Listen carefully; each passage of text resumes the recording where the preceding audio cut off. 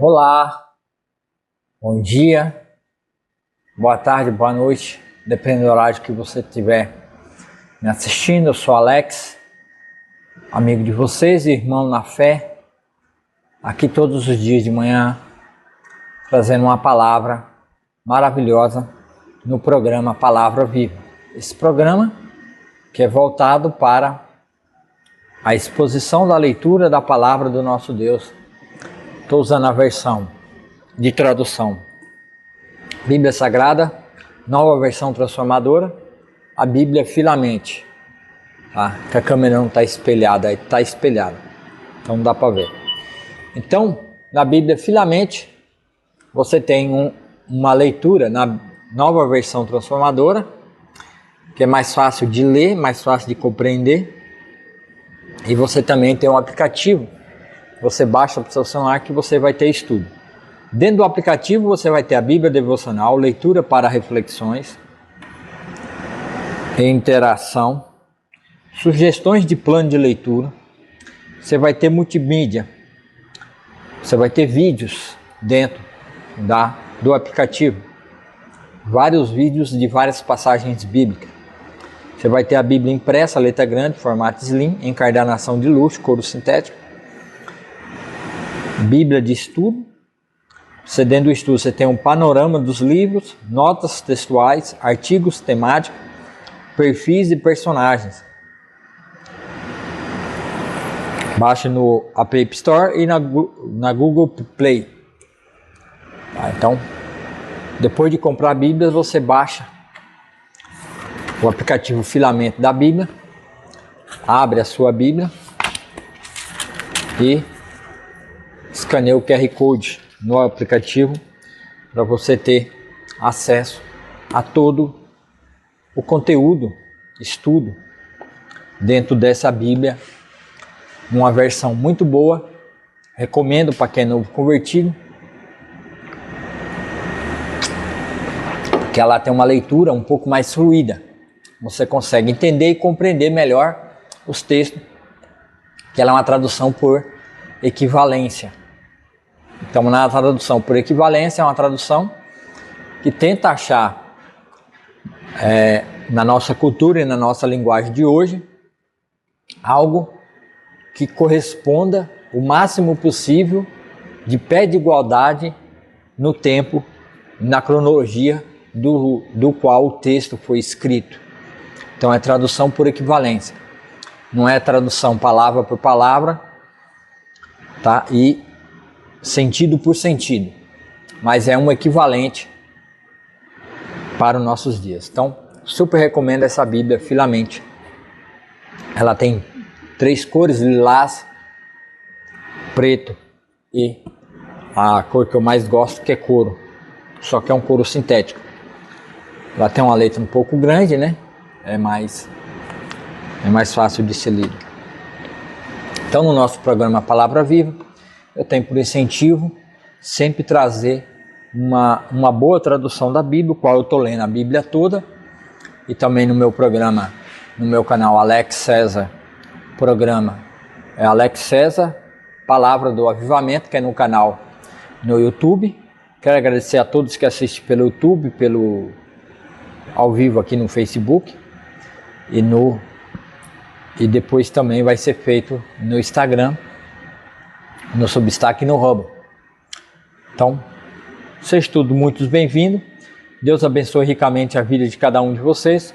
Espero que vocês fiquem comigo até o final. Desde já dá o joinha, clica no joinha, se é do YouTube, do Substack e do Rumble. Faça o comentário e compartilhe o link desse vídeo com mais pessoas, para que mais pessoas tenham um entendimento claro da palavra do nosso Deus, que é a palavra maravilhosa, a palavra da Bíblia. Nesses vídeos, por causa da mudança que eu tive aqui na fábrica onde eu trabalho, eu estou sem computador aqui, então não tem como eu fazer a leitura expositiva que nem eu venho fazendo lá no texto de Isaías. Eu parei no terceiro vídeo, onde eu vou ler o capítulo 7, 8 e 9 de Isaías, mas no próximo final de semana, que está chegando depois de amanhã, eu acho que vai dar tempo de eu fazer a leitura, continuar na nossa leitura expositiva. Enquanto não dá para mim trazer a leitura expositiva, vamos continuar aqui, eu mesmo, lendo a própria Bíblia, dentro de alguns temas, O tema que eu peguei foi o tema que eu estou caminhando nele, já faz 2 vídeos que eu estou caminhando no mesmo tema, que é a respeito das obras, né? E mostrando que cada ser humano que não crê em Cristo Jesus, que não confiou a sua vida a Ele, que não entregou a sua vida a Ele ainda, será julgado e será condenado segundo as suas próprias obras. Esse foi o primeiro vídeo, volta lá e assiste o primeiro vídeo dessa série, ou um vídeo atrás. Você assistiu de ontem e assistiu de anteontem, né? Então, assista esses vídeos para você entender o que eu estou falando, o que eu estou trazendo aqui, que é o tema das obras, né? Estou explicando que as suas obras que você faz neste mundo vai determinar a sua condição de vida no futuro que é na eternidade, porque a vida aqui é apenas uma passagem, estamos de passagem por esse mundo, mas um dia o Senhor virá e instalará o seu reino por 1000 anos, e depois haverá uma última rebelião de Gog e Magog, né? Esses grandes impérios que se levantarão no final do ano, e Satanás, de novo, como enganou no Jardim do Éden, enganará essas grandes multidões de nações, e eles marcharão contra Jerusalém, e aí no final o Senhor virá e destruirá a todas essas nações inimigas e hostis, e haverá um trono branco no final. E daí, cada homem, cada mulher, cada jovem, adolescente ou criança, ou quem quer que seja, que morreu sem Cristo Jesus, será ressuscitado num corpo infernal para o tormento na eternidade. Então, por isso é importante que você decida, enquanto você está vivo nessa carne, porque foi essa carne que pecou, e é essa carne que tem que tomar uma decisão. Enquanto você está nela aqui, você tem que tomar uma decisão de aceitar Jesus como seu único e suficiente Salvador, para não passar pelo trono branco, para não entrar em juízo no trono branco, porque eu também expliquei que existe 2 tipos de livros. Existe o livro da vida do Cordeiro, que é onde está escrito o nome daqueles que são salvos em Cristo Jesus. Por crer, confiar e entregar a sua vida a Cristo Jesus, ele é selado pelo Espírito Santo e nunca mais perde a sua salvação. Uma vez salvo, salvo para a eternidade. Não há oportunidade de perca de salvação. E tem aqueles que vão ressuscitar para a condenação eterna, para a morte eterna, para o tormento eterno, debaixo da ira de Deus, que vai se derramar sobre todo aquele que rejeitou a crer em seu Filho Jesus. O que crê, a ira de Deus já se derramou sobre ele.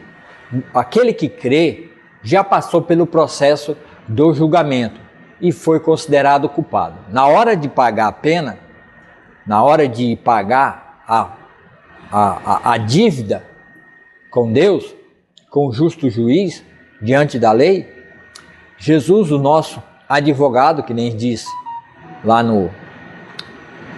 o apóstolo João, escrevendo a sua primeira carta, diz que temos um advogado à destra de Deus, que advoga a nossa causa e que nos justifica com a sua morte na cruz, morrendo no lugar dos culpados. E ontem eu mostrei muito bem isso, que a justiça foi feita em mim e você por meio de Jesus Cristo. E essa justiça não é mérito meu, não sou eu que trabalhei para ser justificado. Não existe mérito meu, não existe trabalho meu, não existe esforço meu. É uma dádiva, é um presente, é a graça, favor imerecido. A gente leu ontem o capítulo de Efésios, capítulo 2, acho que o versículo 1, acho que até o até o 10, e a gente entendeu como que isso foi feito, como que essa graça foi dada, como que as obras de Deus são colocadas em nossos corações sem merecimento algum, sem retribuição da nossa parte para com Deus. Então, dentro dessa sequência lógica de entendimento a respeito de obras, você precisa tomar uma decisão, porque hoje estamos vivendo a mordomia ou o tempo da graça, o tempo da oportunidade dada com muito amor, com muita misericórdia, com muita longanimidade, porque Deus está há mais de 5.000 anos aguardando e dando oportunidade para que o homem se arrependa e creia por ver o grande amor de Deus derramado em nós através de seu Filho Jesus. E como assim? O grande amor. Isso mesmo. Deus não é que nem os tiranos. O Senhor não é tirano. Ele não obriga ninguém a servi-lo. Ele não obriga ninguém a amá-lo. Ele não obriga ninguém a nada. Porque Deus é Deus de amor. Ele faz tudo baseado no seu amor e na sua graça. Então, por ele não ser um Deus tirano, que nem a gente vê aí, né? Governantes que obrigam as pessoas a aceitarem a sua ideologia política, a política que ele quer que seja exercida num país e numa nação, o estilo de política de governo de um país, eles obrigam através do quê? Através da tirania. Eles não fazem através do convencimento, através do amor. Eles fazem através da justiça. Eles fazem através da tirania. É só olhar para esses países aí, vizinhos nossos, né? Que elegeram os tiranos e hoje estão pagando um preço muito caro por ter tomado essa decisão de pôr pessoas tirânicas, né? Psicopatas no poder, que estão aí obrigando as pessoas a fazer o que eles querem pela força. Deus não é assim. O Senhor Jesus Cristo não é assim. Muito pelo contrário. Ele é que propôs pagar o nosso preço ao Pai para nos resgatar da mão da tirania, da covardia. Então, foi Jesus que derramou todo o amor de Deus sobre o mundo. E como eu tenho certeza disso, meu irmão? Como é que eu sei que Deus derramou? Eu sei porque o próprio Evangelho de João, lá no Evangelho de João, capítulo 3, onde Jesus está conversando com um fariseu chamado Nicodemos, líder religioso entre os judeus, foi certa noite falar com Jesus. E Jesus falando a respeito dele, do novo nascimento, que eu tenho outros vídeos aqui falando sobre o novo nascimento. E daí então, o Senhor Deus, através de seu Filho Jesus, no Evangelho de João 3,16, diz assim: porque Deus amou tanto o mundo que deu seu Filho único, para que todo o que nele crê não pereça, mas tenha vida eterna. Deus enviou seu Filho ao mundo, não para condenar o mundo, mas para salvar por meio dele. Então veja bem, no grande amor de Deus, na grande misericórdia, longanimidade e esperando sempre, Deus derramou o seu amor, porque Deus amou tanto o mundo que deu seu Filho único, para que todo que nele crê não pereça, mas tenha vida eterna. Todo está no singular, toda é a pessoa, não é comunidade, não é igreja, não é seita, não é heresia, não é nada disso. É no singular, é todo o indivíduo que crê é salvo pelo amor que Deus derramou ao mundo através de seu Filho. Então Deus amou tanto o mundo. Deus amou tanto o mundo para que todo que nele crê não pereça, mas tenha vida eterna. Não pereça. Perecer quando? Perecer no tema que nós estamos falando. Qual é o tema? Vamos ver o tema que nós estamos tratando. É É o tema de Apocalipse. O julgamento final. Vi um grande trono e aquele que estava assentado nele, a terra e o céu fugiram de sua presença, mas não encontraram lugar para eles se esconder. Vi os mortos, pequenos e grandes, em pé diante do trono de Deus, e foram abertos os livros, incluindo o livro da vida. Os mortos foram julgados segundo o que havia feito, conforme o que estava registrado nos livros. O mar entregou seus mortos, e a morte e o mundo dos mortos também entregaram seus mortos, e foram julgados de acordo com seus atos. Então a morte e o mundo dos mortos foram lançados no lago de fogo. Esse lago de fogo é a segunda morte. E quem não tinha o nome registrado no livro da vida foi lançado no lago de fogo, que é a segunda morte. Então veja bem, é isso que é o julgamento. Esse é o julgamento aqui falado do Evangelho de João. Então Deus, o próprio Senhor Jesus, que é Deus, encarnado aqui na terra, veio sendo 100% homem, 100% Deus. Ele está dizendo o seguinte: porque Deus, o Pai, a primeira pessoa da Trindade, lembrando Pai, Filho e Espírito Santo, porque Deus amou tanto ao mundo que deu seu Filho único, para que todo que nele crê não pereça, mas tenha vida eterna. Deus enviou seu Filho ao mundo não para condenar o mundo, mas para salvá-lo por meio dele. Então veja bem, Deus enviou Jesus ao mundo na primeira vez, não para julgar e não para condenar o mundo, através da implantação do reino, que virá e terá um julgamento sim, não é o trono branco. Alguns dizem que é, mas não é o trono branco. Quando Jesus vier, depois do final dos 7 anos de tribulação, quer dizer, 3 anos e meio de tribulação, na verdade, onde Deus vai derramar sua ira e seu julgamento sobre toda a terra por ter rejeitado seu Filho, e o amor que Deus derramou ao mundo através do seu Filho, para que todo que nele crê não pereça, mas seja salvo.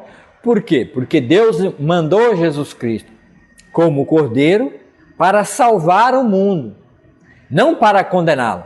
A esperança de Israel era que o Mashiach deles, o Messias que eles aguardavam, era alguém que viria trazer julgamento e juízo sobre todas as nações incrédulas, sobre todo o Império Romano, que não cria em Cristo Jesus, que não cria, aliás, em Deus, e estava dominando eles. Por quê? Porque na profecia de Daniel dizia que no último reino, o último império que se levantaria, que era o Império Romano, que se levantou, Deus está no final dele, no final de 10 reis que se levantaria, representando os dedos do pé, no final o próprio Senhor, que é a rocha, que é revelada lá no sonho do rei Nabucodonosor que ele teve, Daniel interpretou. Então ele viu as pernas de ferro e os pés misturados com barro, ferro e barro, duro e forte por um lado, mas fraco ao mesmo tempo pelo outro, porque o ferro e o barro não se misturam.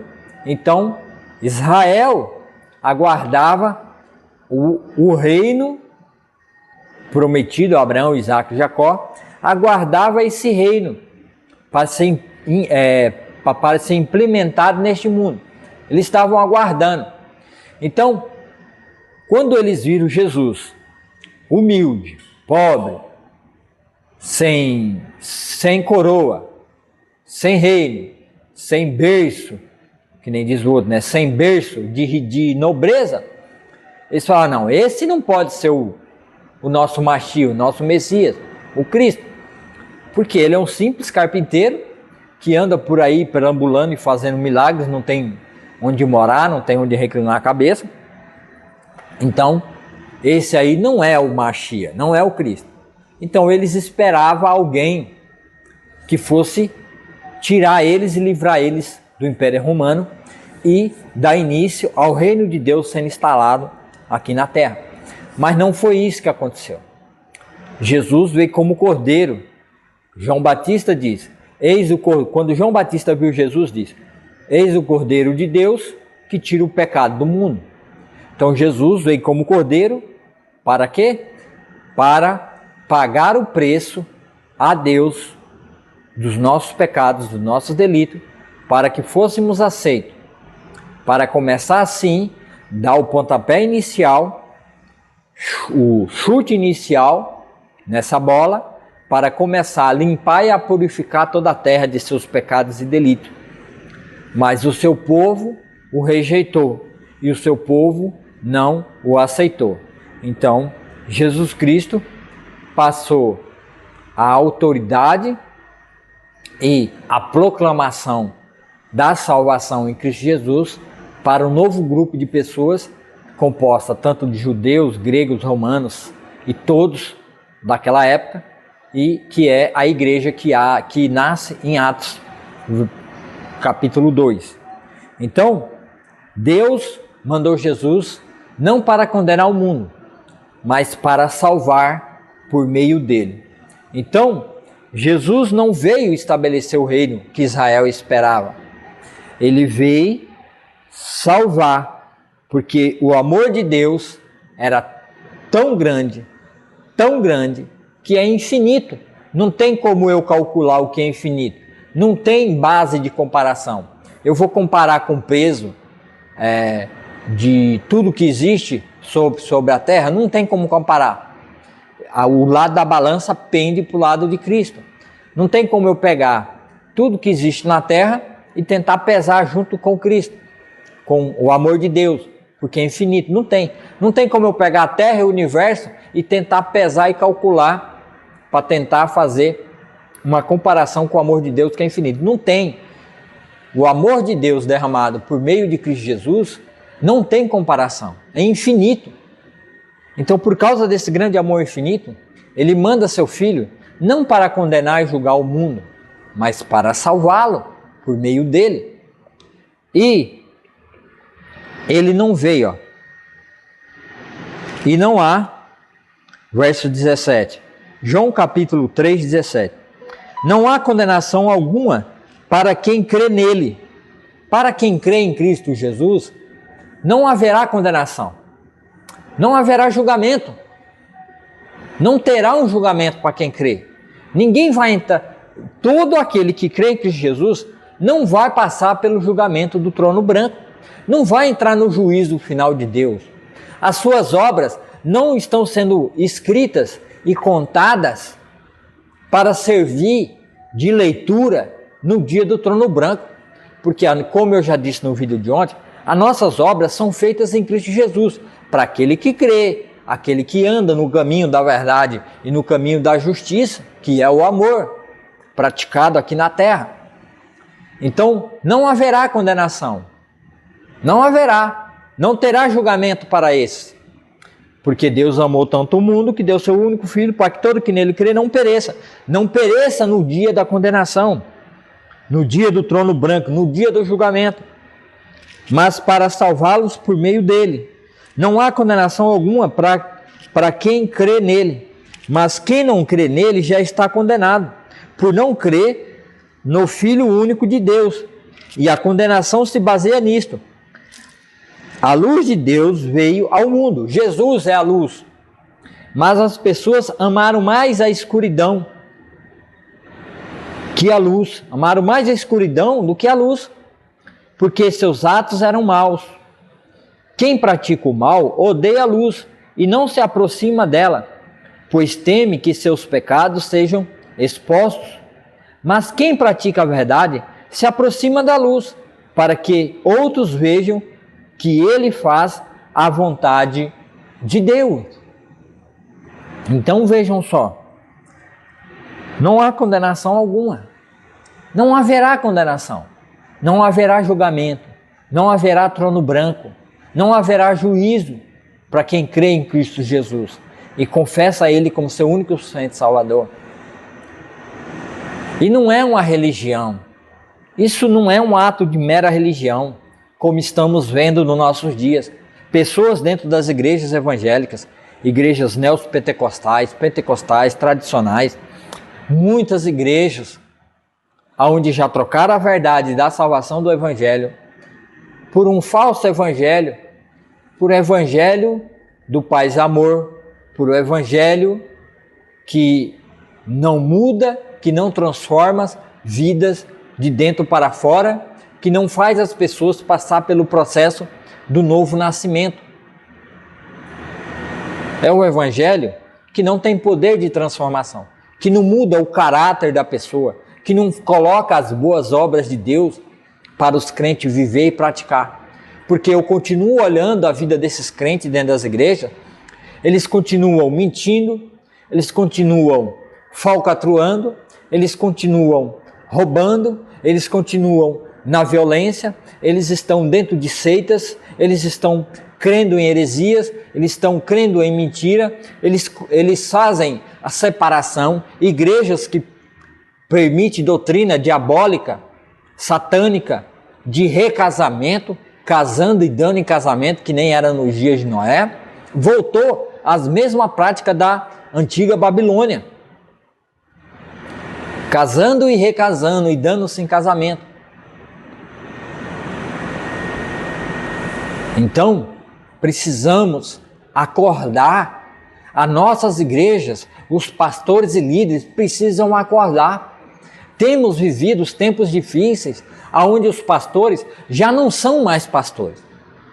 São mercenários. Eles já não se importam com as ovelhas das igrejas, eles não estão nem aí para elas, eles não fazem discipulado pessoal, eles não vão na casa dos irmãos verificar a vida desses irmãos, discipular eles pessoalmente, tratar das feridas, tratar das rugas, tratar das manchas que é os pecados que está nas ovelhas. Hoje em dia, as ovelhas, que é o povo de Deus dentro das igrejas, está entregue na mão do inimigo, está entregue na mão de Satanás e seus falsos pastores, seus falsos mestres, seus falsos líderes, seus falsos diáconos, seus falsos missionários, seus falsos anciões, que hoje não fazem mais o papel do pastor, não têm a mínima ideia do que é ser pastor, não olham para Cristo e tomam ele como exemplo do supremo pastor, que passou 3 anos andando com 11 covardes e um traíra, pessoalmente, tratando com eles, com seus problemas, suas dificuldades. Hoje, as lideranças, os líderes, presbíteros, diáconos, anciões e tudo mais, eles não se importam com a vida dos irmãos. As pessoas continuam dentro das igrejas, só tem contato com o pastor durante o culto, durante a pregação, e mesmo assim, uma pregação com uma exegese errada, distorcida, uma hermenêutica horrível, bom de homilética, bom de falar, bom de expressar, bom de gestos, né? Bom de fazer, eles são bons para fazer com que a sua homilética, que é a forma com que se fala e convence as pessoas pela expressão corporal, isso eles são bons. São bons em entender textos, formular narrativas, narrativa com arqueologias, né? Cheias e carregadas de lógicas, né? De textos que se intercalam com narrativas e lógicas que parecem ter sentido, mas que no final não tem poder nenhum, porque esconde a essência por trás, que não é um pastor.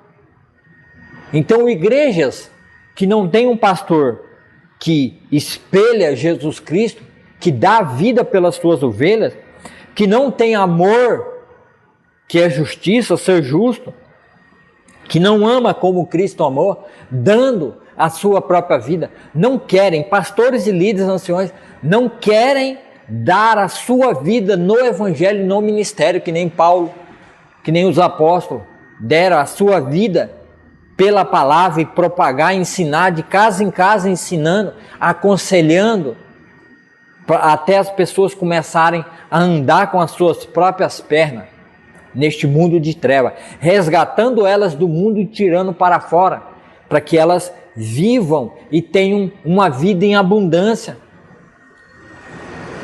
não vivendo de acordo com o padrão do mundo. Então temos vivido os tempos difíceis, onde não temos pastores e nem líderes que se interessam pela vida das ovelhas. Só se interessa em trazer uma pregação, chamar para dízimos e oferta e manter seus bons salários gordos.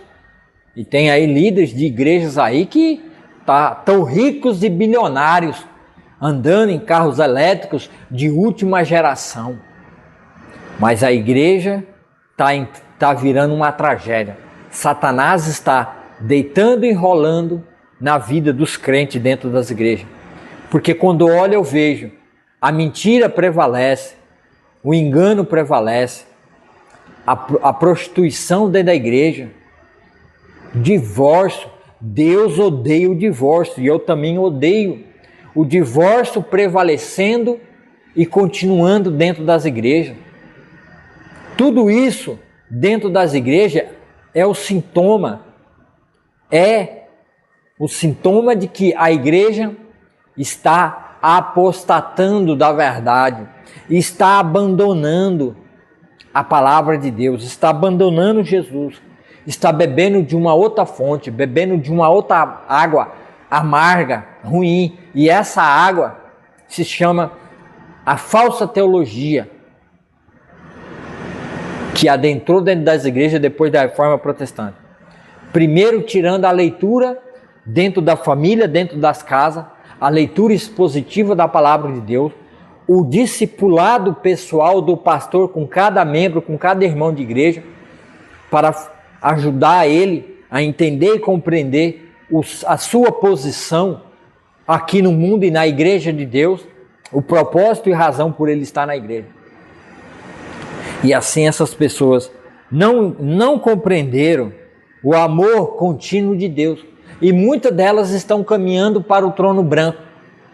Por quê? Porque estão vivendo uma vida religiosa, uma prática de religião dentro da igreja, achando que pelo fato dela estar dentro da igreja, mas a sua vida é uma vida infernal igual ao mundo, achando que pelo mero fato dela ver um pastor pregando na frente dela, ou dela estar tomando a ceia, ou ela está em um grupo ali que só se vê naquele momento de culto, e o pastor não pastoreia pessoalmente, intencionalmente, ajudando ela a vencer os problemas e as dificuldades para que a vida dela seja uma vida de glória para Deus, para que ensinando elas a viverem as obras do texto de Efésios que eu li ontem com vocês, ensinando elas a buscar o Espírito Santo para ele derramar as boas obras em nossa vida.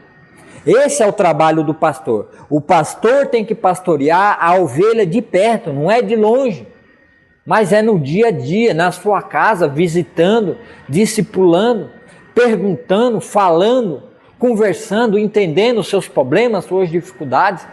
É isso, um verdadeiro pastor faz isso. Mas hoje em dia já não temos mais isso. Por quê? Porque não existe amor.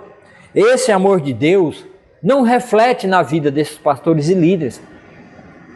Porque eles abandonaram o discipulado pessoal, eles abandonaram as ovelhas nas mãos do inimigo e eles não passam pela porta. Jesus disse, aquele que não passa pela porta não é o pastor. Jesus falou, quem não entra pela porta não é o pastor. Ele pula por cima, ele é ladrão e salteador. Ele não vem, ele não entra até. O que Jesus está dizendo a respeito disso? Aquele que não entra pela porta não é o pastor. Jesus não está dizendo que não existe pastor, que não tem que existir pastor, presbítero, que não tem que existir ancião, que não tem que ter alguém que faça esse trabalho, que nem os apóstolos fizeram no início da igreja. Ele está dizendo que aquele que não entra pela porta do aprisco, aonde está o porteiro que abre a porta e as ovelhas ouvem a sua voz, ouve a voz do pastor verdadeiro e sai. Esse não é pastor. Então, o pastor verdadeiro, ele é revestido de Cristo. A boca dele fala de Cristo, lê Cristo, ensina Cristo nos 4 evangelhos e nas cartas dos apóstolos. Ele é parecido com Cristo, ele é revestido de Cristo, ele vive Cristo. E se for necessário, ele vai gastar a sua vida pessoal, ele vai morrer. O verdadeiro pastor, ele tem que morrer para si próprio. E nascer um novo homem em Cristo Jesus, ao qual ele vai estar pronto, apto e disponível de morrer como Cristo morreu por uma ovelha do aprisco. Esse é o verdadeiro pastor. E as ovelhas ouvem a sua voz e lhe obedecem e seguem. Por que tanto problema, tanta dificuldade, tanta rebeldia, tantas igrejas mortas e caídas, mercenários que passam por cima do muro, dentro dessas igrejas, e as pessoas, alguns irmãos verdadeiros lá dentro, outros não escutam, não mudam de vida, continuam na briga, na contenda, na fofoca, na desavença, vidas que ficam casando e recasando, vidas que ficam na sua vida pessoal, aonde trabalha cheio de mentira, cheio de maldade, perversidade, falcatruando onde trabalha, né? Seja na prefeitura, seja no governo, aonde estiver, cometendo corrupção, fraudando, fazendo coisas erradas, horríveis. Muitos, né, que tem algum ministério da igreja, de louvor, seja o que for, em ajudar em algum ministério, alguma coisa, traindo as próprias esposas, cantando, louvando ali na frente. Estou cansado de ver gente assim dentro das igrejas. Pessoas que não são pastoreadas, pessoas que não têm pastores verdadeiros, são ladrões e salteadores que pularam por cima do muro. E as ovelhas se dispersam e não conseguem seguir o pastor e ter o cuidado do pastor ser amada, ser tratada, ser ensinada pela palavra de Deus, mesmo que doa, mesmo que a palavra da verdade, mesmo que no momento ela traga tristeza, mas é como uma mulher que está em trabalho de parto, né? A palavra dura, com amor, com verdade, por um pastor verdadeiro, que ama a sua igreja, que ama esses irmãos, e está disposto a sacrificar a sua vida, até dar a sua saúde, em prol da pregação do evangelho. E eu tenho certeza que o pastor verdadeiro, aquele que trabalha de verdade no reino, o Senhor o guarda e livra ele de todo o mal deste mundo, até a sua saúde. Para quê? Para ensinar esses irmãos a viver segundo as obras de Deus, que foram criadas para que o mundo veja em nós Cristo, e para que, é que nem diz aqui a palavra, quem pratica o mal odeia a luz e não vem para a luz. João 3, 20. Quem pratica o mal odeia a luz e não se aproxima dela, pois teme que seus pecados sejam expostos. E assim todo mundo vai ver e vai ficar visível toda a sua maldade, sua corrupção, todo o seu pecado. E ele não quer, essas pessoas não querem que as pessoas percebam a sua vida falsa e mentirosa. Eles querem que as pessoas continuem tratando elas como se elas nada estivessem fazendo de errado. Mas quem pratica a verdade se aproxima da luz, para que os outros vejam que ele faz a vontade de Deus. Então quem é da luz se aproxima da luz cada vez mais. Jesus disse, eu sou a luz do mundo. Quem viver por mim não andará em trevas, mas terá a luz da vida, a vida verdadeira. E essa vida verdadeira não entra em juízo final, não entra em condenação. Por quê? Porque ele foi lavado e remido pelo sangue de Jesus Cristo, nosso Senhor e Salvador. Então, não há condenação alguma para quem nele crê, mas quem não crê nele já está condenado por não crer no Filho único de Deus. Então veja só, no texto de Apocalipse que nós vimos, aqui,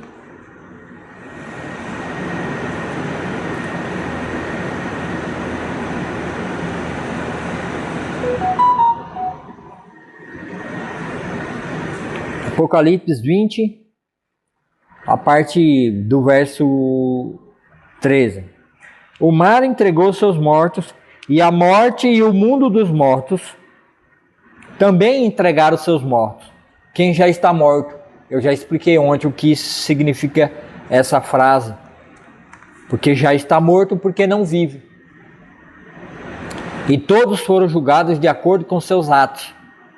Tá vendo? Então, cada um será julgado de acordo com seus atos. Mas não é ato de justiça. Não é ato de bondade. É as suas obras que são corruptas e má. Paulo fala sobre isso também, lá no livro de Romanos. Deixa eu ver, Romanos, capítulo 3.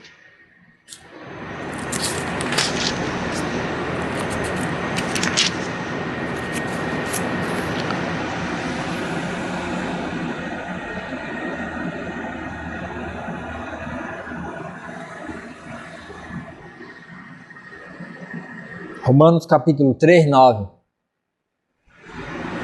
Diz assim a palavra de Deus: Pois bem, devemos concluir que nós judeus somos melhores que os outros? Os judeus se vangloriavam por ter a lei, de ter a Torá, de ter o templo, se achavam que era melhor do que os outros. E por isso não iriam passar pelo julgamento e não seriam condenados em juízo. Não, de maneira nenhuma. Pois já mostramos que todos os judeus e gentios estão sob o poder do pecado. Confirmo como afirmam as Escrituras. Aí como Deus já dizia lá pelo profeta Isaías: ninguém é justo, nenhum sequer, ninguém é sábio, ninguém busca a Deus. Todos se desviaram, todos se tornaram inúteis. Ninguém faz o bem, nenhum sequer.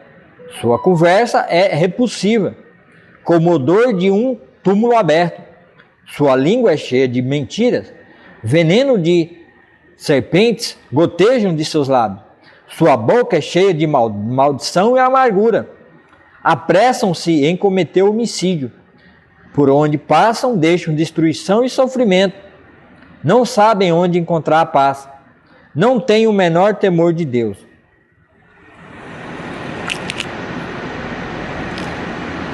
Então esse aqui é um texto que está lá no livro de Isaías. Isaías 59, 7 a 8. Vamos ver lá.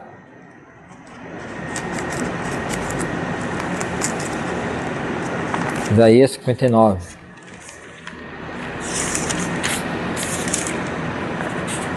Eu já li esse texto, mas vamos ler de novo.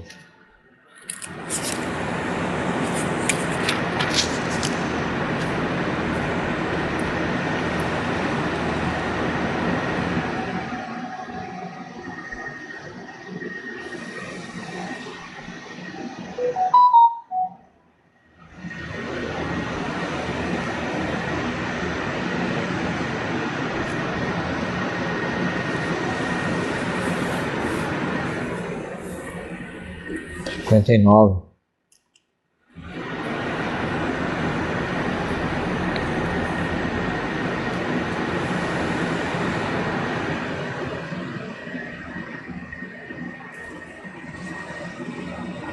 Seus pés correm para o mal, e se apressam em cometer homicídio. Pensam somente em pecar. Por onde passam, deixam sofrimento e destruição. Não sabem onde encontrar a paz. Não entendem o que significa ser justo. Traçam caminhos tortuosos, e quem os segue não sabe o que é paz. Não há retidão em nosso meio. Não sabemos viver de modo justo. Procuramos a luz, mas só encontramos trevas. Procuramos claridade, mas andamos na escuridão. Apalpamos as paredes como cegos. Andamos tateando como quem não tem olhos. Mesmo no mais claro meio-dia, tropeçamos como se fosse noite entre os vivos. Somos como os mortos. Rugimos como urso, gememos como pombas. Procuramos justiça, mas ela nunca chega. Procuramos salvação, mas ela está distante de nós. Nossos pecados estão amontoados diante de Deus e testemunham contra nós. Sim, sabemos que somos pecadores, sabemos que nos rebelamos e negamos o Senhor. Demos as costas para o nosso Deus. Sabemos que fomos injustos e opressores. Planejamos cada uma de nossas mentiras. Nossos tribunais se opõem ao que é certo. Não há justiça em parte alguma. A verdade anda tropeçando pelas ruas. E a honestidade foi banida. Tá vendo? A honestidade. Ninguém mais quer ser honesto. Ser honesto hoje, viver em honestidade hoje, é ser chamado de trouxa, de otário, de besta. Sim, a verdade sumiu. E quem rejeita o mal é perseguido. Não. Quem rejeita o mal é perseguido. Quando nós estamos rejeitando o mal, a maldade, a corrupção, falando das corrupções e dos corruptos nesse mundo, nós somos perseguidos, condenados e presos a troco de nada, por nada. O Senhor viu tudo isso e se desagradou de não encontrar justiça alguma. Admirou-se porque ninguém se apresentou para ajudar os oprimidos. Então ele mesmo interveio para salvá-los com seu braço forte, e sua justiça susteve. Braço forte. Braço forte é Jesus está à direita de Deus. Então Deus mesmo se levantou para nos salvar. Esse capítulo confirma que Deus mesmo veio na pessoa de Jesus para salvar seu povo e redimir seu povo. Então ele mesmo teve que vir, porque não achou ninguém. Que Deus olhou para a terra e não viu justo nenhum. Não havia justiça nenhuma. Então ele mesmo interveio. Ele mesmo veio. Por isso que Jesus é Deus. Porque o próprio Deus está dizendo aqui, ó. Admirou-se porque ninguém se apresentou para ajudar os oprimidos. Os oprimidos por Satanás. Os oprimidos para os condenados que iam morrer no tribunal de justiça de Deus no trono branco. Ninguém se apresentou para nos livrar. Ninguém, não houve ninguém. Porque todos são corruptos. Todos praticam as más obras. Todos vivem na perversidade e na maldade.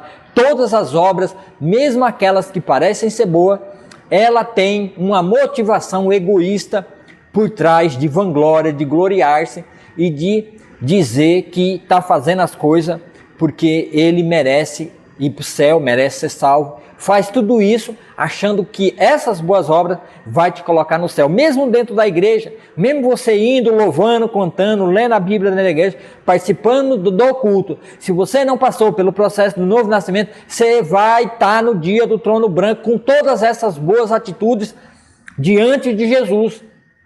E seu nome não vai estar escrito no livro da vida do Cordeiro. Admirou-se porque ninguém se apresentou para ajudar os oprimidos. Então ele mesmo, o Senhor interveio para salvá-lo, com seu braço forte, e sua justiça o susteve. Vestiu a justiça como armadura. Jesus vestiu a justiça e pôs na cabeça o capacete da salvação. Ele é a nossa salvação. Jesus veio para nos salvar, veio para nos libertar. Ele veio como um guerreiro, um grande general do grande exército do Deus vivo, veio confrontar todas as hostes malignas e nos resgatar e nos salvar e se apresentar no tribunal de Deus como nosso advogado. No tribunal de Deus, ele está lá, ele esteve lá. E ele está à destra de Deus, ele é a destra, ele é o braço direito que salva. Cobriu-se com túnica da vingança. Ele vai ser o vingador final. No final da tribulação, todo o mal será destruído e aniquilado. E todos que rejeitaram Jesus no tribunal, no dia do trono branco, Deus vingará, Deus tomará vingança de toda maldade e perversidade. Cobriu-se com a túnica da vingança, e envolveu-se com o manto do zelo. Ele retribuirá aos seus inimigos pelo mal que fizeram. Sua fúria cairá sobre seus adversários, e até os confins da terra lhes dará o castigo merecido. Até os confins da terra. Não é só em Jerusalém, não é só em Israel. É até os confins, lá na beirada lá da borda da terra, do ciclo da terra, da redondeza da terra, lá na redondeza final da terra, até lá haverá justiça. No oeste temerão o nome do Senhor, no leste o glorificarão, pois ele virá como uma forte correnteza, impelida pelo sopro do Senhor, Yahvé, né? O Redentor virá a Jerusalém para resgatar em Israel aqueles que se afastarem de seus pecados, diz o Senhor. E esta é a minha aliança com ele, diz o Senhor. Meu espírito não os deixará, nem estas palavras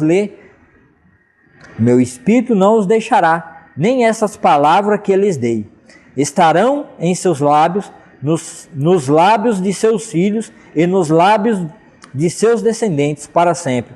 Eu sou o Senhor e falei. Essa aqui é uma promessa, uma palavra de promessa do Redentor. Redentor é quem redime.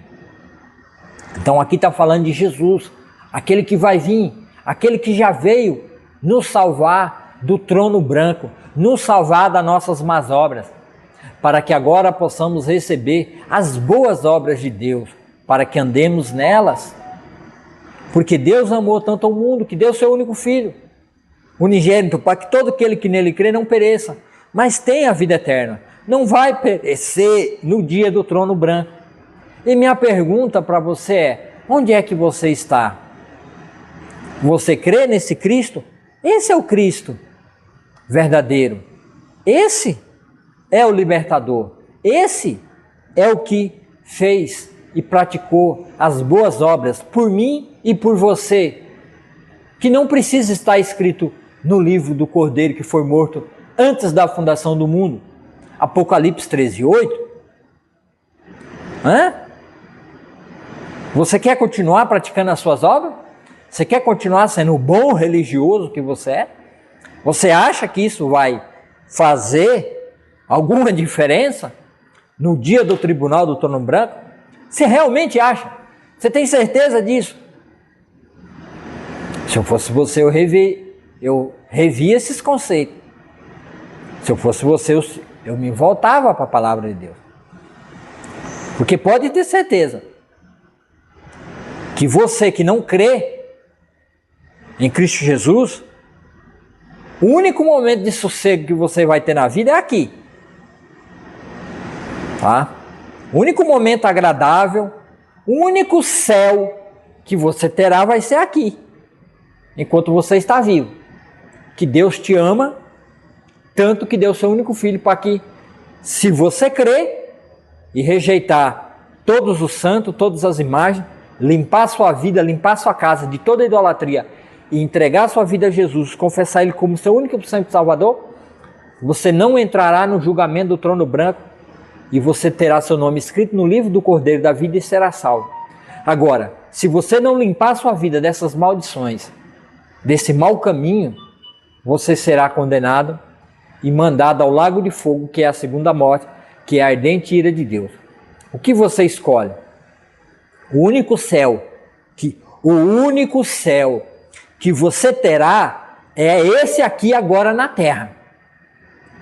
Porque depois será tormento eterno.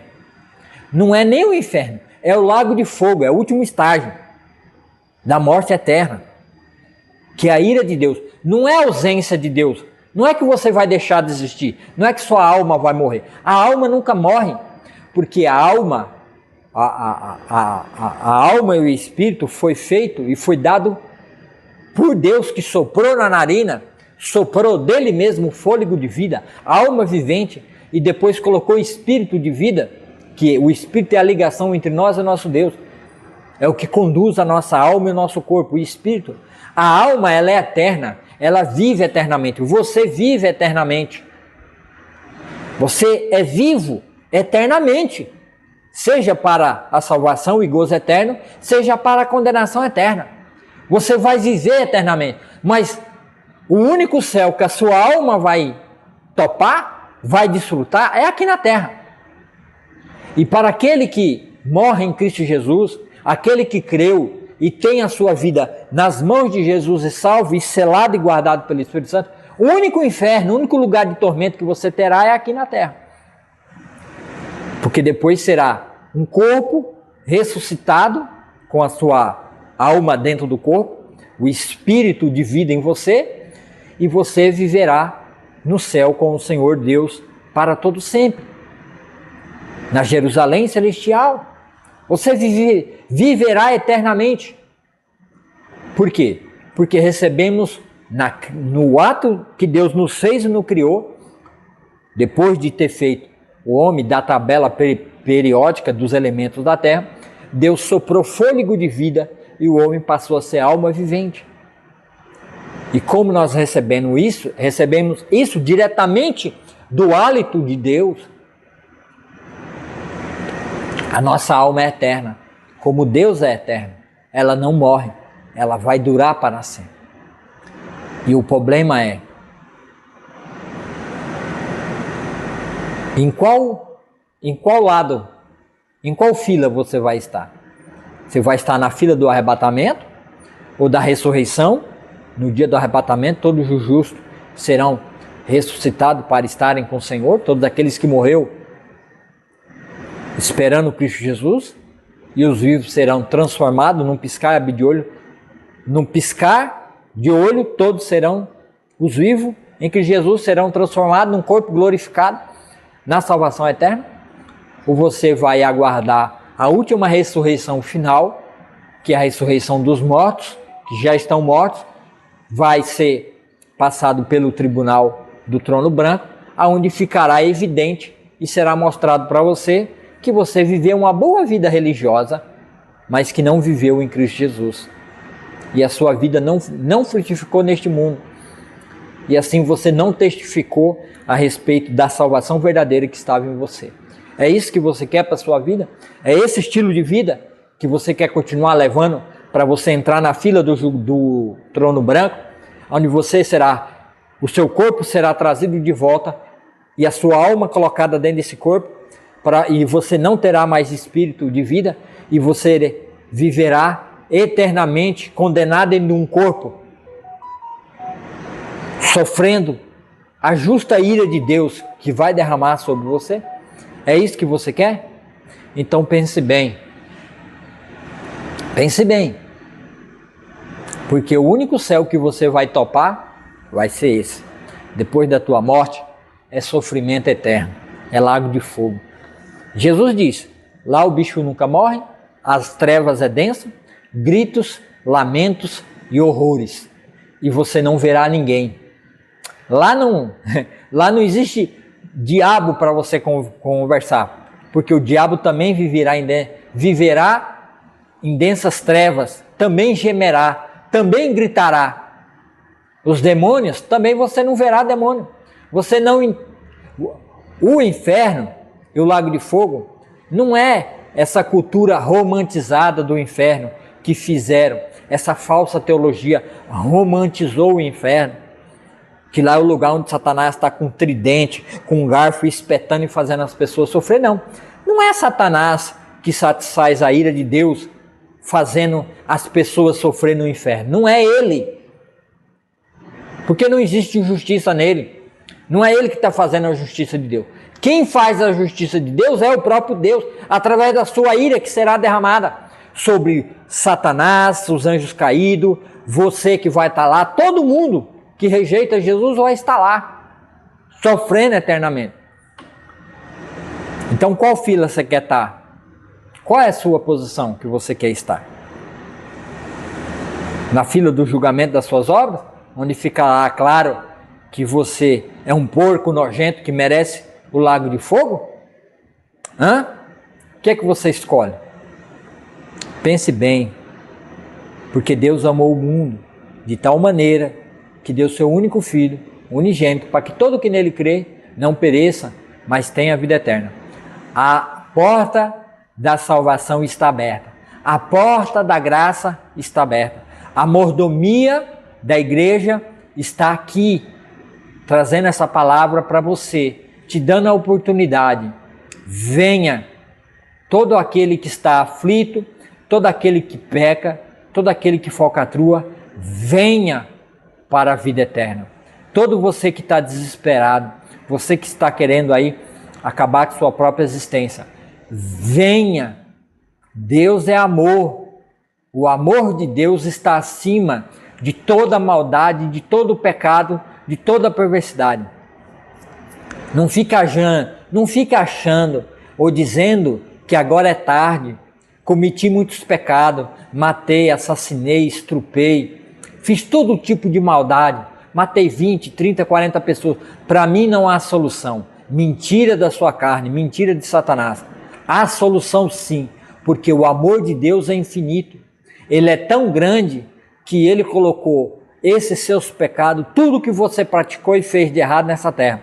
Se você crer e confessar Jesus como seu único e suficiente Salvador, todos esses pecados vão ser justificados e pagos de graça para você na cruz de Cristo. Deus ficará satisfeito se você confessar Jesus como seu único e suficiente Salvador e crer que Ele morreu e ressuscitou dos mortos no seu lugar. Deus será satisfeito em todos esses seus pecados e você será perdoado e se tornará um filho de Deus. E tudo que você fez e praticou será lançado no mar do esquecimento e nem Deus se lembrará mais dos seus pecados. Basta você crer que Deus amou o mundo de tal maneira que deu seu único filho para que todo aquele que nele crê não pereça, mas tenha vida eterna. Confesse a Jesus e você será salvo. Você passará pelo processo do novo nascimento e terá vida eterna. E seu nome será escrito no livro da vida do Cordeiro, que é o livro de Jesus Cristo, para a salvação. Muito obrigado você que ficou aí até agora. Deus te abençoe. Vou fazer uma pequena oração e vamos encerrar. Senhor, meu Deus e meu Pai, obrigado por essa palavra, obrigado por essa mensagem, obrigado porque o teu amor é infinito. E o Senhor é um Deus longânimo. O Senhor espera pacientemente cada um ouvir a tua palavra, ouvir a tua verdade e que se convertam dos seus maus caminhos para não entrar em juízo e condenação eterna. Faça isso, Pai, nos corações que estão assistindo agora, por todo esse Brasil, por toda essa nação, qualquer outro país que estejam ouvindo também depois. Em nome de Jesus, ó Pai, faça uma obra maravilhosa nesse país, nessa nação. As pessoas que estão nos hospitais, nos abrigos, nos leitos dos hospitais, em qualquer lugar nesse país, nessa nação. Derrama, Senhor, do seu poder, derrama, Senhor, da tua graça. Ministra, Senhor, o seu Espírito sobre essas vidas e derrama da tua salvação, Senhor, sobre essas vidas, para louvor e glória do teu glorioso nome, que é afamado sobre toda a terra como Deus que salva, o Deus que transforma. Acorda a tua igreja, acorda o teu povo, acorda esses irmãos em todas as igrejas, para que eles venham ser transformados, lavados e remidos pelo sangue de Cristo. Por tudo isso eu oro, Senhor, e agradeço por tua tão grande salvação, por teu grande amor derramado, na esperança de que os homens creiam. Obrigado, Senhor, pela tua paciência em esperar e sempre esperar pacientemente. Obrigado, Senhor, porque o Senhor me alcançou, o Senhor me buscou e o Senhor me salvou. E assim continue, Senhor, a abençoar este povo, essa nação, e a derramar as tuas bênçãos sobre a tua igreja e o teu povo. Não bênçãos de prosperidade, mas bênção de entendimento, sabedoria, compreensão nessas palavras. Em nome de Jesus, para que a tua igreja faça as boas obras, para que as boas obras sejam vistas e os homens glorifiquem a Deus e busquem esse Deus que transforma as vidas e muda as vidas. Em nome de Jesus, Senhor, também peço pela vida de Zezinho, o qual o pastor Davi está discipulando lá em Lambari, ele e a esposa dele, Pérsida. Entra na vida de Zezinho, de Pérsida, transforma aquela vida, tira eles do mundo perverso, das drogas, da destruição e da miséria. Salva aquelas vidas, Pai. Em nome de Jesus, derrama da tua salvação sobre aquelas vidas. Em Calumbi também, Senhor, salva aquelas igrejas. Tira as igrejas das seitas da heresia que elas estão vivendo. Em nome de Jesus, entra naquelas vidas, Senhor, dos pastores e líderes em Calumbi. Salva eles, transforma aquelas vidas, Senhor. Em nome de Jesus Cristo, abençoa todas as igrejas no Brasil, todos os pastores, todos os líderes. Salva essas vidas que estão ouvindo essa palavra. Em nome de Jesus, ó Senhor. Ó Senhor, faça com que as pessoas compartilhem esse vídeo, seja pelo YouTube, Substack, que cada uma delas, que elas deixem um joinha, que é o like, compartilhe e deixe um comentário, que os algoritmos dessas plataformas não impeçam dessa mensagem ser espalhada por todo o Brasil. Em nome de Jesus, ó Pai amado e Pai querido, eu oro e agradeço pela vida de cada um que assistiu ao vivo ou que vão assistir depois. Em nome de Jesus, amém e amém. Amém, meus irmãos, e assim eu encerro mais um programa Palavra Viva. Tá? Creia na palavra de Deus. Comece a ler a Bíblia, de Gênesis a Apocalipse, e você terá a sua vida transformada, lavada e remida pela palavra de Deus, por meio de nosso Senhor Jesus Cristo, que é o Verbo de Deus. Até mais, muito obrigado e até o próximo vídeo, se Deus quiser. Olá, tudo bem? Se inscreva no canal Palavra do Avivamento para assistir o programa Palavra Viva.